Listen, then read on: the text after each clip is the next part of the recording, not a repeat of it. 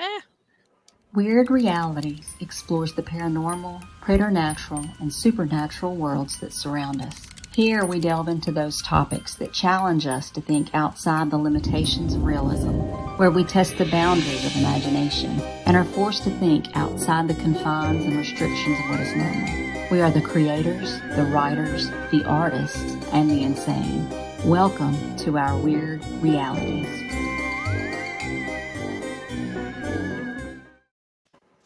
Happy Thursday, Weirdlings. I'm Hadley Thorne, and with me, as always, are authors King Kong and Scott Young Baker. I'll be Godzilla. There you go. I guess that means we're Mothra. We're going to have a good time. Yes. So I have to tell y'all this crazy thing that happened. I think I already mentioned it to you, but I'll tell everyone. So yesterday I get an alert that a meteor went over Mississippi and it exploded over our nuclear power plant. How I know exactly, Scott. I was like, it's the Russians. But Yeah. So I have to ask, how's your apocalypse going? Because mine's kind of crazy over here. Are you sure people haven't changed in your neck of the woods? I've been looking. I have been looking, especially when I watched Wyrmwood. So that was a meteor. It was a meteor event. Yeah, exactly. It wasn't a meteor. It was an alien spacecraft that blew up. They do that all the time. All the time. Yeah, we got to go get the bodies. We used to bring them back to the space station where they'd come and get them. You got to write that sometime. Yeah, write your memoirs. Your memoirs. I've got a memoirs planned if I ever want to write it about how I spent like 10 years on the alien space program for the CIA. I work in so many conspiracy theories. Right. And then what I plan on doing is it. I'm going to put stuff in the book that I know the CIA will dedact. So then when the book comes out, there'll be like these huge sections redacted, which make people think, oh my God, it's real. Well, that's pretty cool. You got to do it right before let's say you got a couple years to live. That way, they won't you too soon. What I'll do is I'll write it and then I'll disappear for 3 months. Oh, there you go. And then get people really excited. And they'll go out and buy the book, and then all of a sudden I'll come back and I'll claim I was kidnapped and laced with LSD. I wasn't in my right mind. Yeah. That sounds like a Weird Awakenings Yeah, there you go. episode right there. But seriously, guys, this week was the anniversary of the Chernobyl thing. Oh yeah. And that was I saw some really interesting pictures that were taken during that it was it's kind of very interesting, so we'll have to talk about that sometime too. But Rich, too bad Rich isn't here tonight because he's been there. He's actually been to Chernobyl. Oh, lucky. I know, right? That was my next tour to Europe was going to be the Ukraine. I wanted to see Chernobyl. I wanted to see Babi Yar, the Battle of Kursk battlefield, and I doubt I'll ever get there now. Well, unfortunately, Scott, there's probably a lot of battlefields. If you ever get there, you'll be able to visit now a lot more. Oh yeah. Gosh, yeah. Crazy. All the tanks that were stolen by your Ukrainian tractors. That's Boris has used T-72 chop. This is what breaks me up. This was the army that just flew across Eastern Europe, crushed the Nazis, pushed them into the ground, occupied Eastern Europe for years, and now they're losing their tanks because a Ukrainian farmer puts a tow line on it and drags it away. Well, war is the best laid plans go away right after the first shot. Everybody's I often will quote that whole Tony Soprano telling Janice, you don't mess with the Russians, Janice. You just don't mess with the Russians. And the Sopranos. And I was thinking, the Russians forgot Ukraine used to be Russia. Yeah. Yeah. That's true. Russians and there's no love lost. What Stalin did to the Ukraine in the 30s, they're getting payback now. Yeah. Well, hey, you want to move on to brighter news? The apocalypse movies. Yeah, that we got apocalypse tonight? Brighter apocalypse. Let's do it. Okay. So our movies tonight are Wyrmwood, Road of the Dead. Hey, Whitney, how you doing, sweetie? She's right Hey, next door Whitney. too. I can knock on this, Hey, and there she Whitney. is. The Bubble. Oh gosh, come on. Alive. Hashtag alive. Hashtag alive, the Korean version. And we advertise Love and Monsters, but Rich isn't here. But if we get time, I guess we could still go into that. We've all seen it, right? Yep. Yes. I wanted to ask, did y'all get a chance to watch The Batman? Not yet. Okay. We had a family movie night a couple nights ago, and we started watching it again from the beginning because, like I said, I got about 40 minutes into it, and I fell asleep. I had an hour to go, so I fell asleep. Tina's like, "We'll watch this tomorrow." So I'm not done with it. I haven't finished it yet. I still haven't watched the last 40 minutes of it myself, so I can't say anything. It's a long movie. It's good. Is. It is a long movie. Well, we'll wait for Scott and Rich to catch up, and then we'll all talk about it. Yes. But yes, okay. So, Scott Baker, you start with hashtag alive. All right. Hashtag. If I did not, I wished I'd known we were doing movies with apocalypse movies with comedic angles. I would have picked something different.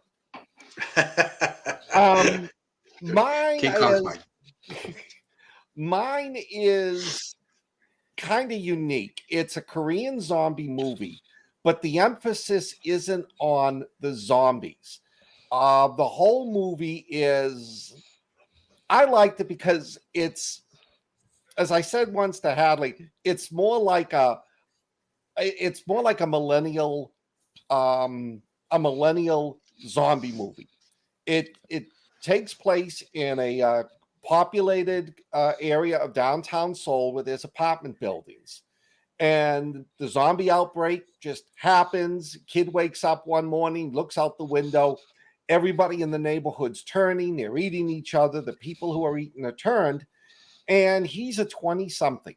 He's a video gamer, he works at home, he's stuck in his apartment, he's got nothing to eat, he's got no food, he's got very little to drink, and the whole movie is about how he tries to survive as this young kid, completely unprepared for this, and the reason it's hashtag alive is because he starts doing Instagram podcasts about him living there, what's going on, using the GPS, telling people use the GPS so rescue crews can know where you're alive. And after about 3 weeks, he's no food, he's hungry, he's dehydrated, he can't take it anymore. He's about to commit suicide when he discovers that in the apartment building across the courtyard from him is a young woman his age who survived. And the movie just develops from there. It goes into how they become friends. How she figures out how to get food and water to him. And eventually the two of them naturally figure out a way to meet up.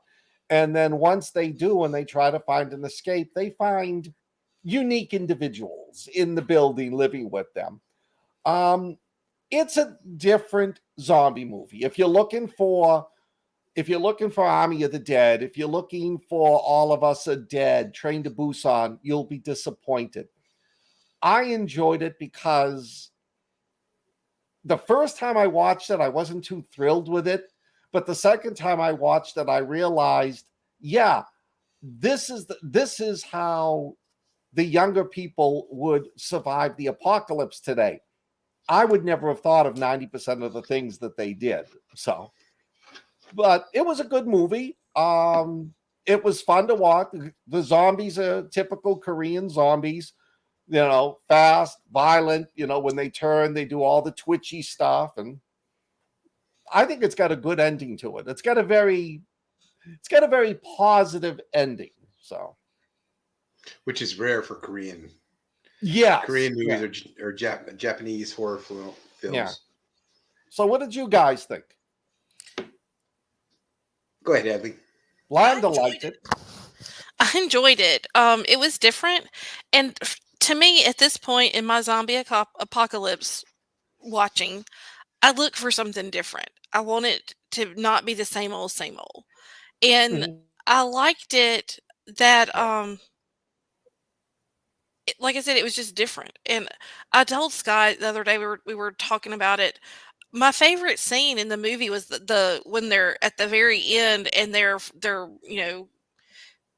I guess rolling the credits and all. It starts showing Seoul, and it'll have like with all these buildings, it'll have like a little screen. It's like an iPhone screen of who's in what building, and I love that aspect because so many times in the books and the movies, you don't see the people who aren't the main characters, and to know that there's that many people who were still out there alive was just, it kind of made me think, oh, I hope they do a second one because I want to know somebody else's story.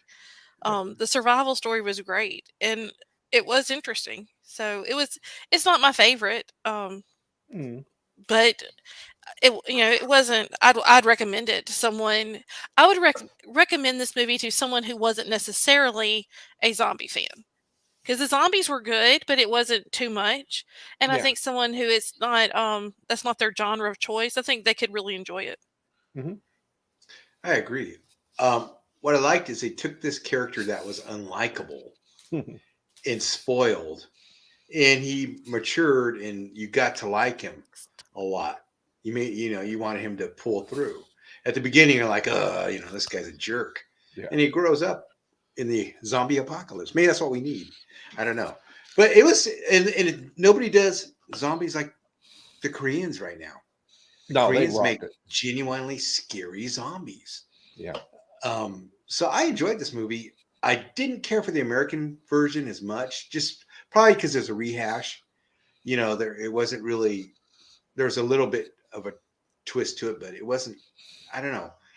But this one I really enjoyed. I thought they did a good job with it. When was the American version made? I don't know this one. It came out it seems like right afterwards on Netflix. It's just called. I'm gonna have to check it out. It's called Alive. I think it's just called Alive, not hashtag. But I think it's okay. Alive, stupid me. I thought that was the movie about the Paraguayan. Well, it is. It is. They both have the same title. I could be wrong. I mean, it could be hashtag, but I don't think it is. I think it's just Alive.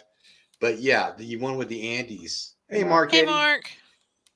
Plane crash. That's Alive too. And that one's a horror story in itself. Yeah, I saw that in the theaters. That's how old I am. Oh yeah, me too. It was great. It was a great movie though.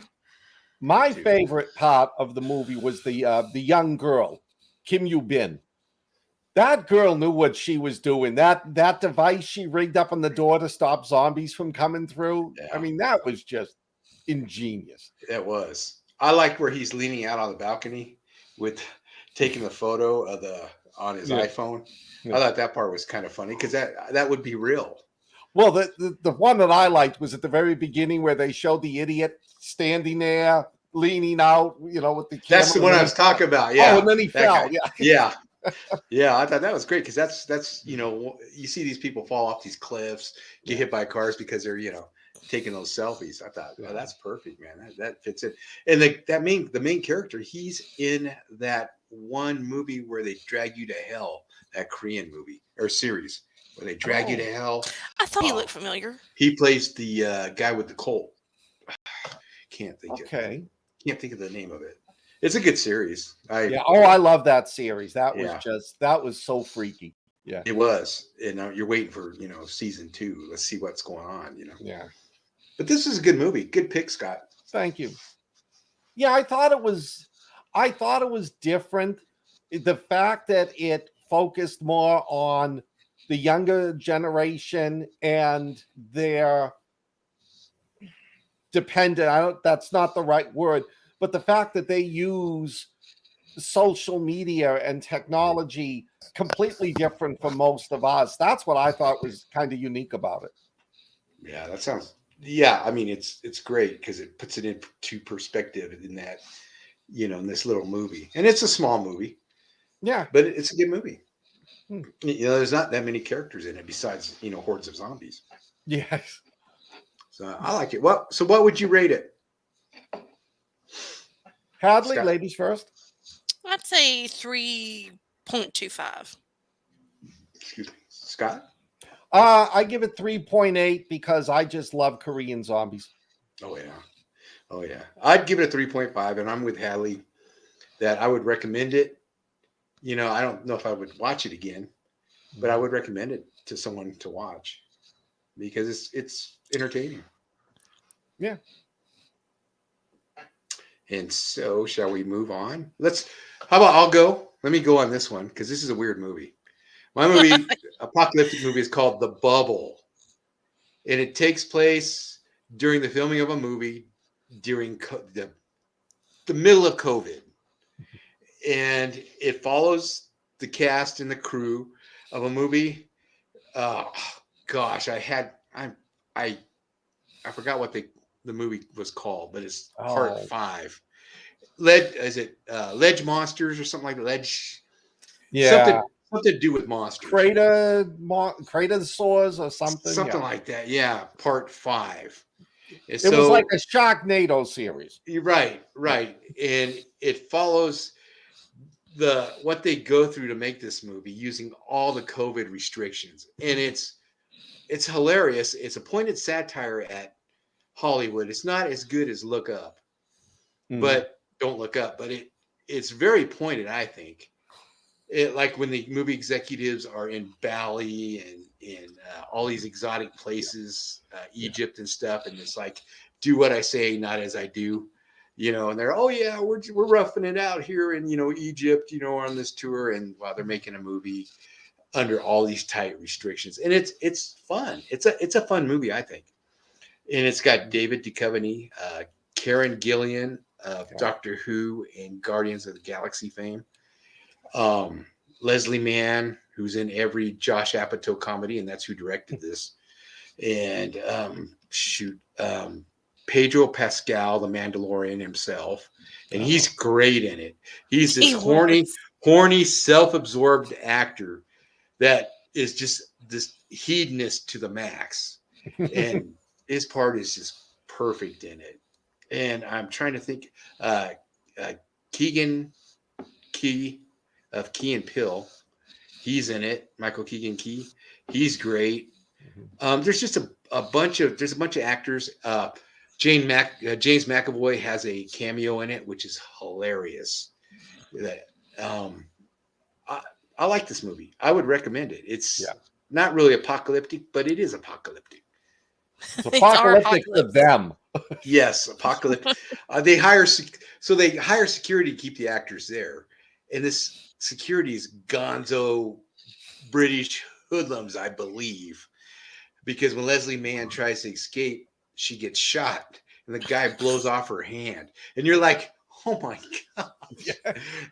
And so it's a pretty funny movie. It's a long movie. It's like, I think 2.5 hours long, but it's worth watching. What say you two? Ladies first. I think I'll really I think I mentioned this already. I like that is it Guz Khan? He is I don't know if he's Pakistan or if he's from India, but he's an actor. Well, he's British, but Right. He's in a lot of British movies that I've seen or series that I've watched, and he's really funny and kind of underrated. And it was good to see him in something along the sides of with these actors because, they're pretty well known. Yeah. I mean, I'm not going to go through the names because y'all know who they are, but the girl from, Jumanji. Oh, she yeah, was hilarious. Karen Gillan, yeah. She was hilarious, and the exchange between Duchovny and the girl that played his estranged ex-wife, they were hysterical. And I love Fox Mulder. Don't get me wrong, but I just really don't like Duchovny in many other things, but I actually liked him in this role because I felt like he really just did well with it. Pompous, arrogant. Yeah. He just he He's always seemed trying to he seemed change to know this that. script. Yeah. Yeah. I like how he's trying to rewrite the movie. I love that. I probably wouldn't watch it again, but I mean, it was Right. an enjoyable afternoon flick to watch, and Yeah. I had watched it prior to you even picking it, so I mean, Oh, obviously, it was one I would pick. But I enjoyed it. Like I said, it was silly, and I like silly. and they made So fun of themselves. I like Oh, that yeah. part. They yeah, made, you know, how stupid Hollywood is, how, you know, and I was surprised at some of it. I was like, wow, you know, especially with the movie executives, you know, all around the world doing traveling and stuff while us peons are, you know, stuck at home. and there were some celebrity couples I kind of felt like they took some shots at, which were kind of funny. You know, Yeah. the kid that was adopted, and you know, Yeah. that was hilarious. But yeah, I liked it. I thought it was a good pick, Alan. Thank you. This week was enjoyable. I enjoyed watching the movies this week. Some weeks it's kind of a struggle to watch everything, but this week it wasn't. So That's how I felt. What say you, Scott? It was a fun movie. I was surprised at how many pot shots they took at themselves in Hollywood. Like you said, the executives, you know, dining on the Riviera, you know, and meanwhile they're stuck in quarantine in their rooms for 3 weeks. You know, they're not even allowed to go out. The food's brought to them and they're going insane. You know, and the hotel staff who's just sort of like, you know, I'm enjoying this. We're making a fortune. I'll be able to build my own townhouse after this. I like how manipulative they were. You know, you didn't see that at first. And they're the ones that became manipulative to the movie stars. I thought that's great. And I really like the pot shots they took at the Instagram and the TikTok influencers with that young girl that they brought into the movie only because she had so many viewers. Right. And, you know, she was so dedicated to not pissing off anybody. And then all of a sudden she got caught up in the cancel culture. Yep. And what was that? I don't remember. It was something silly. It was something completely stupid. I think like it was like somebody that one of the people who was in the movie said something, and this one dumb girl who like I think had like 5 followers all of a sudden called for her cancellation, and you know it became a movement. You know what I loved in it was when they do the big battle scenes and you had all the dragons and that coming in. And then they'd like cut to the reality, and it was just 2 guys. Two guys sitting there in paper mache beaks and wings. And they always kept them there. Let's go to lunch. What about us? You stay there. We'll be back. And the director, I can't think of the actor's name who plays him. He's funny as hell. Peter Cervinkowitz. I'm probably saying that wrong. But he was in that movie Spy. And Shaun of the Dead. He was their roommate in Shaun of the Dead. Who did he play in Spy? He played, he was like an Italian, but he really was a British MI6 guy. And he was always humping, what's her name's leg? The main gal. He's really perving on her a lot. And they ended up being tied up together at the end. And Spy, are we talking about the one with Melinda McCarthy? Yes. Okay. Yes. Yes. Oh my God, I love that movie so much. Yeah. She is so funny in that. And Jason, but we're getting off track. That's a good movie though. Spy, folks. Yeah, I thought we ought to do espionage movies someday. I thought it was a fun movie. Like you guys said, I wouldn't watch it again. It was good. I love, they were making fun of Sharknado. Right. Yeah. And then Karen, being ostracized because she didn't do the 4th movie. The movie she did bombed, and now she's back, and they all think she's trying to rebuild her career. And her boyfriend was horrible. He was living in her house with some chick he met at a restaurant, and she was just so weak that let it, that was sad. Why is that woman in my bed? Now, calm down. I'm babysitting the house for you. You believe her? I would have been on a plane if I could. Yeah. If I got through that security, I would be pissed. Yeah. Well, that one of my favorite scenes was the helicopter scene. Yeah. Oh, yeah. Where he only knew how to go one direction. Yeah, that was good. But Keegan Michael, is it Peel? They're funny to me. Those guys, I could watch their skits all the time. Oh, he's hilarious. Yeah, they're very And funny. what's the other guy's name? Because he's got a horror movie coming out. Yeah, Peel. Soon. Jordan Peele. Now it looks good. That horror movie too. He's been hitting it big with the horror movies. Which movie is that? It looks like an alien movie about aliens. Yeah, about aliens. It looks good though. I can't think of the name of it. Scott, I'll find out and I'll post it. Okay, thanks. It's got a weird name to it. Like it's like a statement or like don't look up or something. Or what or why or something like that. It's got a strange name to it, but it looks good. It looks bizarre. It does. It's got some really kind of intriguing looking scenes in it, like with the horses and the cowboys and there's something up in the sky. I am surprised I haven't seen anything on this. Yeah, I can't remember the name, but the name's kind of cool. I mean, kind of draws you in.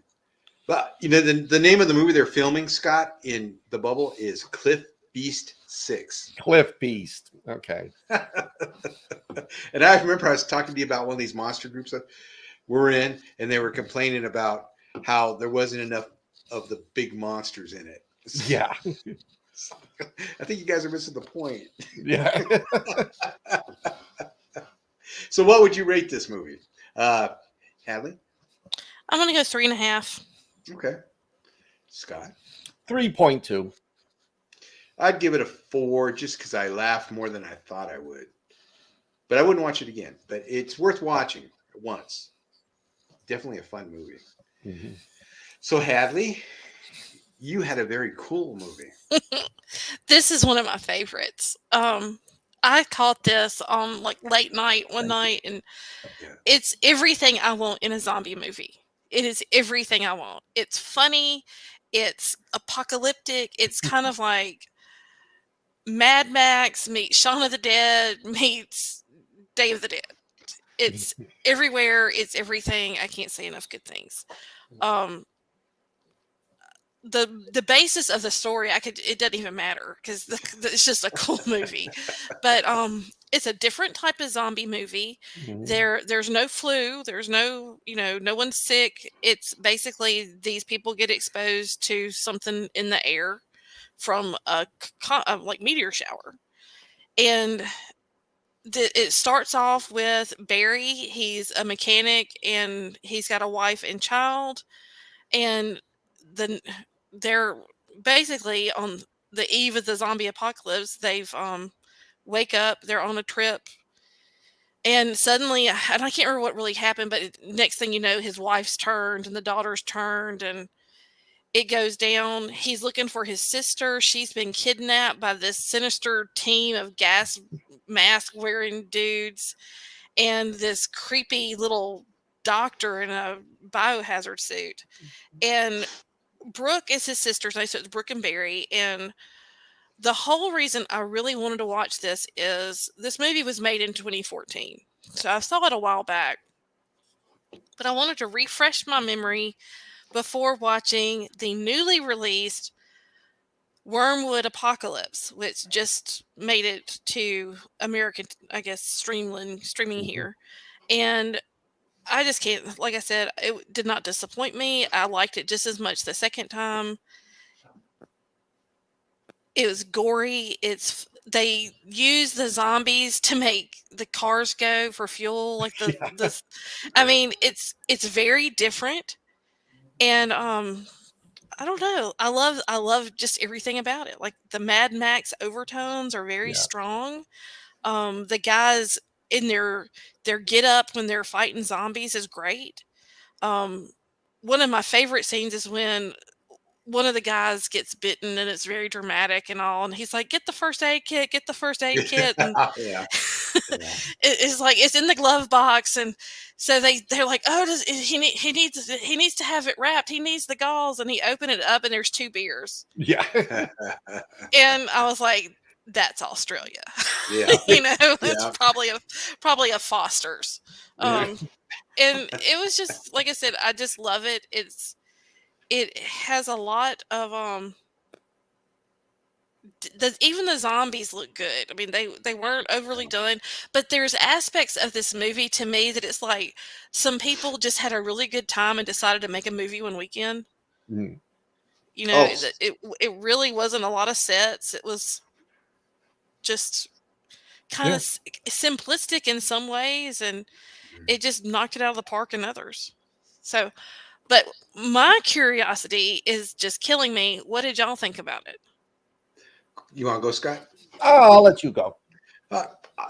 I'd wanted to see this movie for a while, just because of the Mad Max and zombie aspects, And so I finally saw it for the show, and I loved it. It was gonzo. It was out there. It was Australia. I mean, they made this movie over the weekend over 4 years, and you can't tell that. Yeah, you cannot tell that. It was fun. A lot of blood, a lot of guts, a lot of cars going real fast. Not a lot of automatic weapons because it's Australia. Stuff, harpoons, nail guns. Yeah. Yes, and the acting was good. It was good enough. The guy that picks up Barry at the beginning, when he's all whacked out, he was supposed to be the Benny character. He was going to be the sidekick, but then he had some play or something he had to do, so they did what they did with his character, which I thought too bad because I kind of like that character. I thought he would have been funny, And Benny was a good character though. Yeah. And that you got to see the sequel, Scott. There's a tie-in to Benny in the sequel. Okay. Yeah. I saw the sequel, and I liked it. I don't know if I liked the sequel as much as you did, Hadley, but I really did like it. It was good. It's bigger. They had more money in it. You could tell a lot more killing. I don't know if you've seen the Australian vampire series Firebite. I started watching it on your recommendation. Okay, it's got that young gal. That young gal was the main. She looked familiar. Yeah, main one. So, back to the original. Good pick, Hadley. I really enjoyed this one. I really did. Tina and I watched it, and then we were like, "Hey, we got the sequel." She's like, "Okay, let's watch it," and we both liked it. And I liked the mad scientist guy. Remind me of a nasty, unsanitary Mr. Black kind of. He really liked to torture people. Well, and since you saw the second one, I'm gonna go ahead and I will do spoilers. So sorry, guys, but it's a lot of the same cast. Yes. And that surprised me because I guess they're friends. I mean, you probably know more about the background than I do. I didn't have a chance to read it because I actually watched the sequel today because I just couldn't wait. Sorry. I wanted to see it so bad. No, it would surprise me. The captain at the end of the first movie plays. I guess I'm not really giving anything away because they say it plays his twin brother in the sequel. Yeah, we're watching it. And that guy looks like the captain guy. That's what I kept saying. I was like, that just looks like that other dude. How are they even going to work that out? So Scott, you need to whenever you get a chance. I will. If you liked Road of the Dead, Apocalypse is pretty good. Pretty good. But thank you, Hadley. This is fun. I really enjoyed that one. I'm going to say this, and I'm going to get hate, but I liked these movies better than I liked the Tom Hardy Mad Max. Wow, really? Well, yeah, it's just so much fun, Yeah. It was grittier than I felt like the Mad Max was. Which I mean, the Mad Max had a great story and all that, but I'm talking about like the Tom Hardy kind of Mad Max part of it. I felt like the guy who played what was his name? Barry. I felt like Barry was kind of like a great kind of Mad Max kind of character. Right. It was gritty like the first Mad Max movie. Yes. Yes. The Road Warrior was a little more polished, of course. Polished. It's more Hollywood. Tom Hardy they only used the name Mad Max. I mean, it was a Furiosa movie. Yeah. They put him in there to make the connection so everybody would go see it. That's it, exactly. I mean, they blow the Interceptor up in first 5 minutes of the movie? Come on, that's the most iconic, one of the most iconic cars in Hollywood. They destroyed it. So you're right. It was It was a fun movie, though. It was a fun movie. It was. Great effects, but I don't consider it part of the Road Warrior Mad Max genre. I think it's in the universe. I'd say maybe Scott, it's in the Mad Max universe, but it's not a Mad Max movie. Well, and what I liked about this was like that gritty kind of. I mean, and I guess it was like a garage made movie, but it just. I'm not going to say it seemed realistic because it did, because it was kind of over the top. But there's just something about it that does go more hand in hand with that first Road Warrior movie or Mad Max. So, well, it was. I mean, I liked it because it was a inexpensively made independent film. They weren't great actors, but they were realistic. Even when they were doing comedy, like the scene when their daughter turned in the car right before the tunnel. Yeah. And then the wife turned and he had to put them down, and then he was trying to commit suicide and the other guy shows up to help him. That rang very true to me. That I could see people doing. But the comedic aspect of it was just hilarious. Oh yeah. And it was a homage to a homage. I don't know how to pronounce that one. I think use big words. It was Road Warrior because when they hit the fuel injection and I immediately thought of Road Warrior, and it was also a tribute to Night of the Living Dead because remember in that one, the Earth passed through a comet tail, and that was why they all rose. I loved Frank. I felt so bad when Frank died. Benny was funny. Just all around. The whole Mad Doctor part just was sort of, I was torn on that. Were you? Brooke was okay. Brooke being able to talk to the zombies and command them. All I thought of was, gee, where did Z Nation steal this? Hey, speaking of that, in season 2 of Z Nation, they have a Wyrmwood 2 posters in one of the scenes. Oh really? Yeah. I don't know what the connection is. Either they were fans of the first one or what. But well, if you remember, hey, I can't think of his name, the blue guy, the one who was part human, part zombie. He could control them all. Oh yeah, like Brooke did. Yeah. Well, and I'm going to go back and talk about Brooke for a minute because for that girl not to have any lines, she did a great job. Yeah. Intense stare. She had it down. Oh, yeah. Yeah, you felt bad for her when she's in that garage and they're taking those gothic photos, horror shoot. Oh, yeah. And her friends start turning, and she's like, whoa. And then those guys come in and she knows, when they're motioning her to come down, from the rafter, and she's like, she knows. But she comes down because she's, not 100% sure what's going to happen, but, she doesn't want to get shot.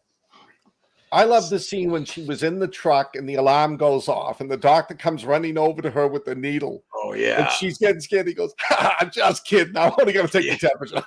He was just, I wish they'd done more of him. He was just psychotically off the wall.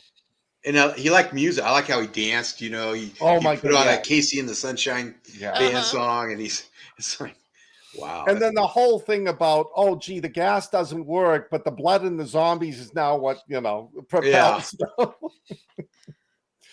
Yeah. It was unique. It was was it the blood? The blood was flammable, but it was the breath that was the fuel. Yeah, it's the breath that because they wore the mask. Oh, that's right. The mask. They wore the mask. But I love that. I thought that it was original, and I could. Y'all are way well, more into zombies than me, but I thought it was interesting. It was a different take on it for me. No, I like that. That was cool. Like in the sequel, they have a little head on the back of a motorcycle powering a motorcycle. Oh, no, that's pretty cool. I like that. I'm sorry, it was unique in every respect. Yes. You know, the amount of time it took to make, the amount of money put in, the quality of the acting for non-professional actors, and just all the humor, all of the strangeness about it. It just worked. Yeah. It was very Australian, and I think that's what I mean when I'm trying to grasp out the first Road Warrior movie is it has that true Australian feel to it. Mm-hmm. Where, you know, so many, and it's like what makes Korean zombies good is they're Korean zombies is it's not, excuse my language, bastardized by Hollywood. And so much of what I think we're getting now, it's more about, oh, well, this was really it's all about the numbers. It's about the algorithm, and it's not about the originality in the, you know, colorfulness of it. It's more about what sells. And I think that's a shame for us. And this was refreshing. And this was the apocalypse I needed. I needed it. I needed this for a change. Well, I felt Frank and his buddy, they should have stayed in that house because they did not make it. No, I felt bad, you know. And Barry, I think Barry got Frank killed. And I think Barry felt bad about that, though. But he did. Because I like Frank's character. I thought, yeah, you know, he's talking about his son, though, that, you know, we've been through, you know, he's like, have you been through something worse than this? Frank, like, yeah, you know, my son died in my arms for brain cancer. You know, yeah, okay. You know, I thought he was going to live longer. Yeah. But I guess that's as maudlin as Australians get. Yeah. give me a beer. Well, I'm glad y'all enjoyed it. I hate that Mr. Restucci is not here because I would have loved to have heard his take on it. Definitely. He would have had some words to say, I'm sure. Yeah. Well, I know he loves the Korean zombies, so we would have probably had an argument. But I really enjoyed it, and I'm glad that y'all did too. Oh, yeah. No. There was. So, Scott, what would you give it? I would give it a solid 4. Alan? I'd give it a 4, and I'd watch it again. But maybe not all the way through, but you know, I definitely would watch parts of it. I'm going to have to agree with both of y'all. It's a solid 4 for me. I did enjoy it. I would watch it again. And I recommend it to anyone that likes zombies to watch it. And if you consider yourselves a zombie fan, you must watch it because it is that good. It is. And the sequel too. You should watch. I'm going to watch that this weekend. Yeah, there's a lot of stuff in it, Scott. You'll be like, okay, you know. And the production value is a little better. So they're more. They haven't aged that bad, though. No, not at all. You know, none of them. So, and you get all good-looking people like us don't age. Yeah, but thanks for the recommendation on that one. It forced me to watch it. I kind of wanted to see it, but I always hesitated. So I'm glad you did. Well, good. Really enjoyed it. Well, I feel like I hung the moon. I finally have gotten y'all's approval on a movie. Both of yours at the same time. Y'all usually reluctantly like the movies I recommend, but I feel like this is a solid win for me. Yeah, but your movies are always My Little Pony. No, they're not. Next week. Yeah, next week we're doing Derby movies.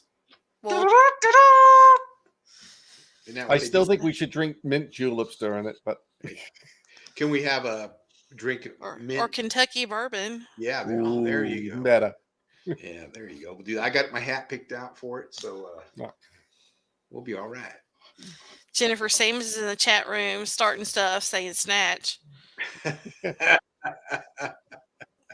There was no snatch Jen. for these movies, so that was good. Did we want to take a crack at Rich's movie? Do you want to? Okay. Love and Monsters. I think we've done it before, but I'll do it again. We have? We have. But I don't think you were In. I think you were out of okay. town. Pre-me. Yeah. You were a preemie at the time. Love and Monsters is a fun movie. The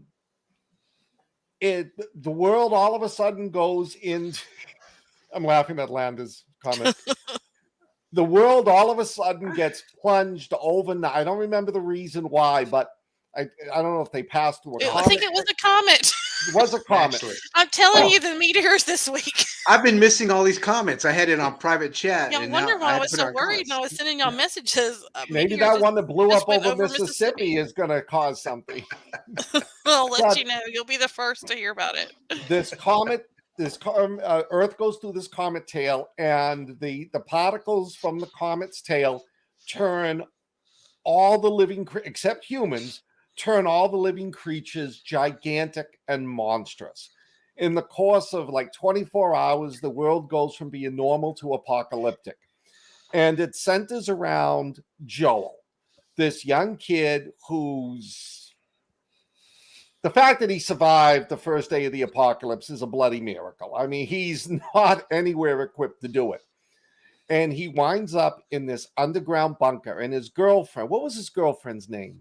Oh, Amy? I don't know. We'll say, yes, Amy. Generic Amy. girl name. Amy, with an I and two E's, Amy. There we go. And what you gonna do?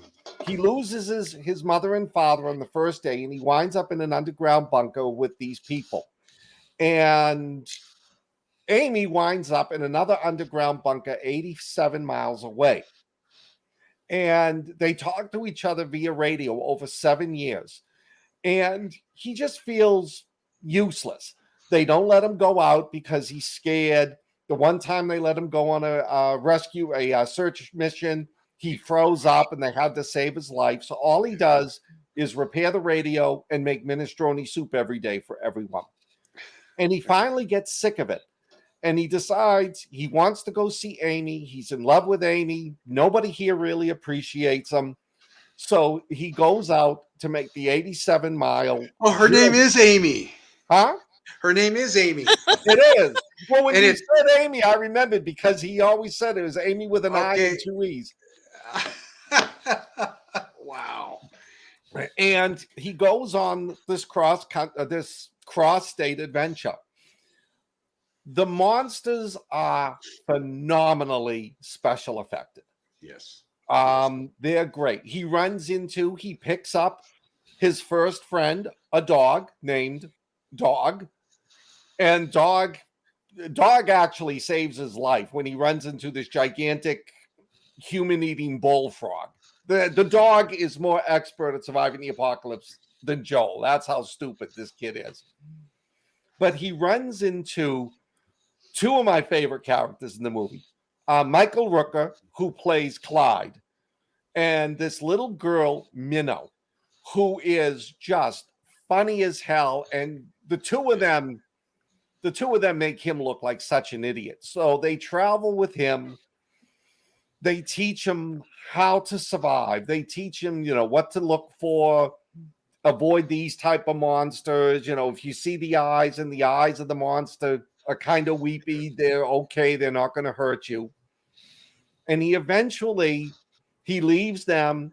He loses the dog because he gets mad at the dog. And he eventually winds up finding Amy at her location, her underground facility. And that's when I don't want to give it away, but that's when his life changes dramatically. Because Amy is no longer in love with him. She's had someone else. And she's got her eyes on the Australian captain who showed up to rescue him. Yeah. And from there on in, it's a huge coming-of-age movie, the last 30 minutes. But it is a fun movie. Great action scenes. The special effects are superior. For a movie like this, I thought they were excellent. I loved it. I've seen it twice. When Rich picked this, it was like, oh, good. I love this movie. I want to see it again. The cast is good. And did you guys notice the special appearance in Love and Monsters? Are you talking about the Gyro Captain? Yes, the Gyro Captain, Bruce Spence as old Pete. Yep. Yeah. Yeah. The one who he kisses when he first meets Amy, because he's drugged out and he thinks old Pete is Amy.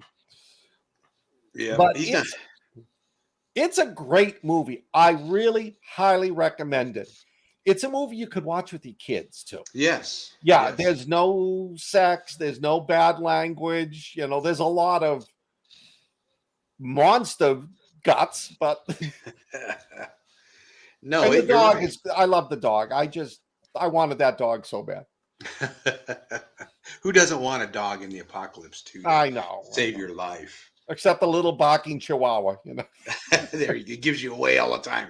Zombies but like, you can use them as like, you know, bait. Here. Yeah. Everybody out there with a small dog hates me now. I love this movie. The lead, Dylan O'Brien, from the Maze Runner series. Yes. That guy never ages either. You know, he's like 22 forever. But he's a fun actor. Good film. Just like you said, you could, you know, your grandkids, whatever, could watch it. You know, it's a fun movie. Mm-hmm. Good pick. Hadley? Good pick. It's one of those. It's sweet. It's a sweet movie. It is a sweet movie. Yeah. And it's just a kinder, gentler apocalypse than what I normally go for, but I enjoy it. And yes, the dog is the rock star of the entire film. Yeah. And the special effects, does the dog save him in that movie? Yeah, right. This is a different movie than Love in the Time of Monsters, definitely. Better effects, better budget, better acting, a lot of humor. Yeah. Yes, this is a movie that, though I saw it on the small screen because it was during the pandemic, it would have been a good one to see on the big screen with all its effects and monsters. Unfortunately, you know, but it was a good flick. Yeah, go and see it, rent it, watch it, stream it. Oh whatever. Yeah, definitely. You won't be disappointed in it. No, not at all. So what do you give this one, Hadley? I'll probably go with a solid 4. Scott? 4.3. The acting, Michael Rooker just rocks it in that, and the little girl, I don't remember the actress's name, Minnow. And the special effects. You cannot beat those special effects. No, this Michael Rooker always seems to steal the show. You know, when he does. He's very underrated. He is very underrated. And so, yeah, Michael Rooker, and you have the Gyro Captain from the Road Warrior in this. Hey, and from Thunderdome. You can't go wrong. Nope. So I give it a solid 4 too. I really enjoyed it, and I'd probably watch it down the road again. Yeah. I own this movie, so I'm kind of biased. It's one of those that like I liked so much I actually purchased it. Yeah, it's a good movie. I would watch it again, you know, down the road because I just watched it. So I'm looking for something new to watch. So next week we're gonna do Derby movies. Okay, Hadley, you picked. I picked Casey's Shadow. It was filmed, I think, in 1978. It stars Walter Matthau. It is a movie that I probably watched 100 times whenever it was on HBO. I mean, it was like, as a child, I loved horses. This movie, it's about quarter horse racers, I think, in somewhere around South Louisiana. So that's where, you know, a lot of my family's from. So it was just kind of a good feeling movie for me. So I remember this movie. I hadn't seen it since it came out, but I remember this movie. Walter Matthau. Right? I hope it stays. I hope I hope it's still good. You know, I'm kind of afraid that it's not going to hold over all the years, but it was such a good movie back then. I just kind of thought it would be a good one. I hope it stays golden, Pony Girl. So I'm gonna watch Thank you, King Kong. Scott, what was you? If it's going to be Derby movies, or horse I was movies. joking with Hadley that I was going to pick Francis Joins the Navy, but but then he's a mule, so it doesn't count. I'll pick Seabiscuit. Oh, Okay. I I wanted to have see not this. seen that. That's good. Yeah. Yeah, good. I picked Hildago. Love Which that is movie. a good movie. Yes. And Rich had picked War Horse, War Horse. Yes. Is that which the is one about another the, good one. Is that the one about the horse in World War One? Yes. Yes. Okay. Yes. That's a very And good movie. it's a beautiful film. It'll get you in the feels. But you're not human. Okay. Is Tom Hiddleston in that one? Or, Yes, he is. he is. Somebody else too, fleetingly. right? Fleetingly. Right. I think is that the one? Is Harry Potter in that one? He was on stage with it, wasn't he? Yeah, I don't think he's in that one. But yeah, you're right. He was on stage with that one, or he in some horse movie. I gotta look it up and see. But we watched. He was in the play. I thought not Equus. as fast as Rich. Yeah, Equus. That's right. He had to get naked in Equus. Yeah. I remember that one. I mean, I remember reading about that. Jeremy Irvine. I don't know who that is. Is that the main? Yeah, that's the first one. Emily Watson, Oh, David Thilwis, Benedict Cumberbatch. Oh, we're talking Toby Kibble's in it too, from Rock and Roll. Peter Mullen, Niels Arstrup, Tom Hiddleston, Celine Buckins, Toby Kebbell, Patrick Kennedy, and Leonard Caro, David Cross. Yeah, I don't know a lot of these guys. Yeah, well, and Liam Cunningham's in it, and he's one of my favorite actors. From Dog Soldiers. The Onion Knight. Yep. The Onion Knight from Game of Thrones, Scott. I don't know if you've seen Game of Thrones. But he was in Dog Soldiers. He was the bad guy in Dog Soldiers.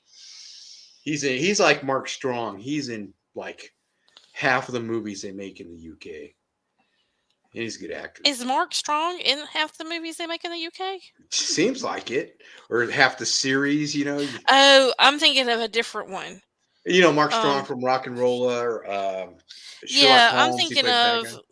Who is the guy I'm thinking of? He was in Black Hawk Down. Oh, gosh, there's a lot of... I thought his last name was Strong, though. Let me look it up. We need to get some... No, are you thinking of the guy that played the bad guy in The Patriot? He played the leader of the Hessians.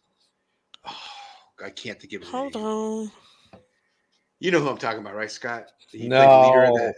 I saw that movie when it first came out. So, I love that movie, The Patriot. Oh my gosh, Johnny Strong. Oh, Johnny Strong is who I'm thinking of. No, not Johnny Strong. I know who Johnny Strong is, too. He was in Black Hawk Down. He was also in an Apocalyptic movie I watched. Yes. The one where Daylight's End, maybe? Yeah, Daylight's End.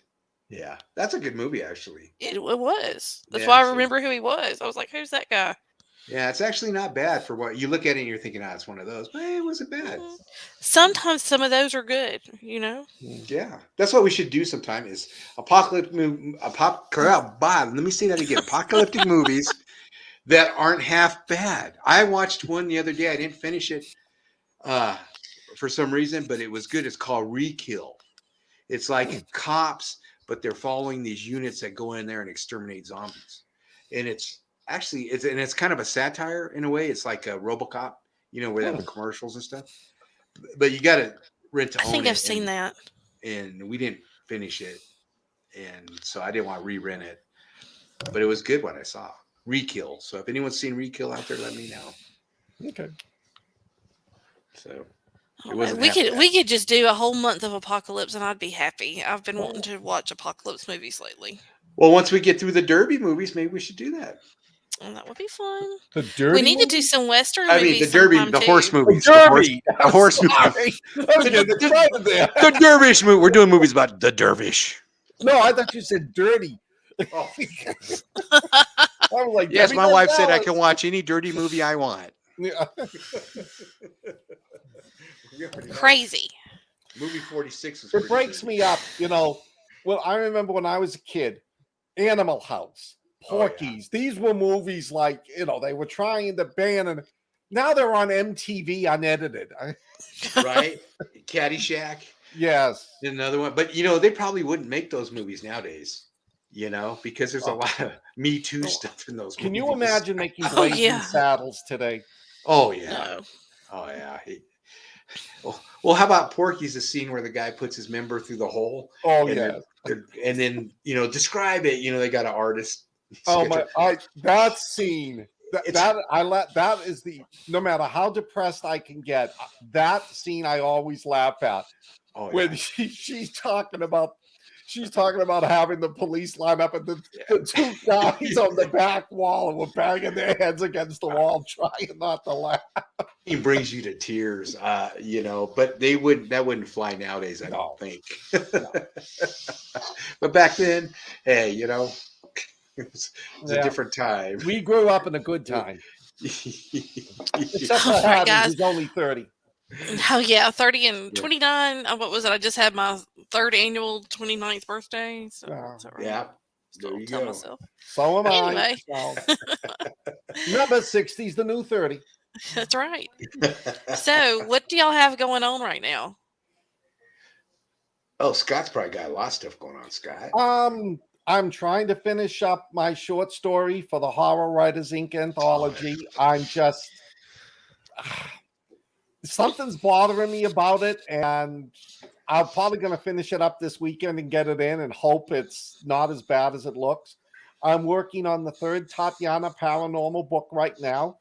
Nice. Takes place aboard a cruise ship outside port docked in New Orleans, and I'm planning the next Chronicles of Paul book.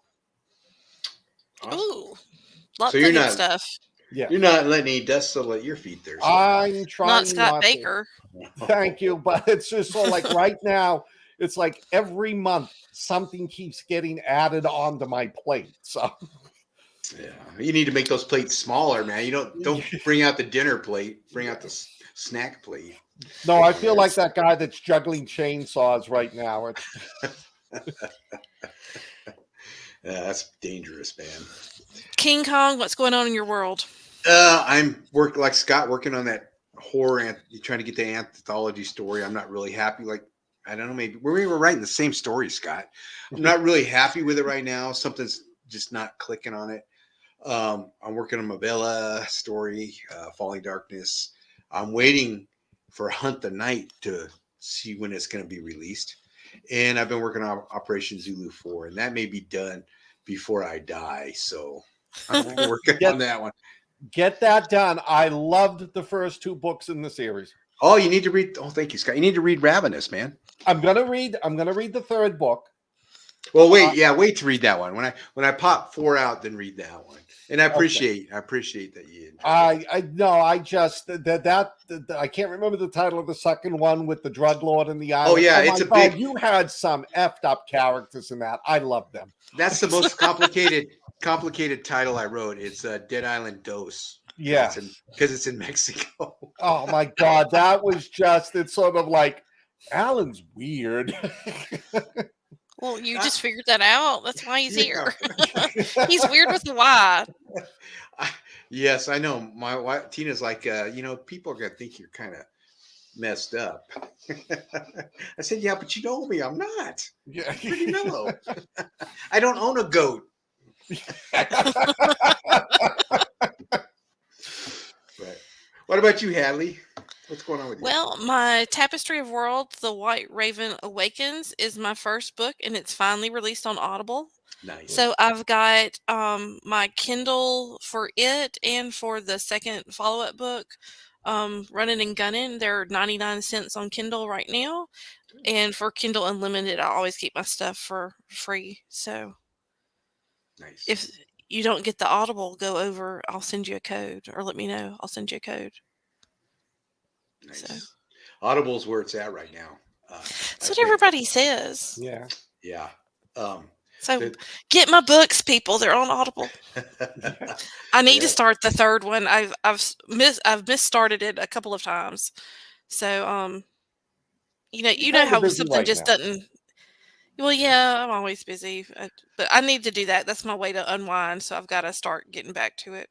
You know what I think we need to do is get a needle, stick it in Scott's hypothalamus, Yeah.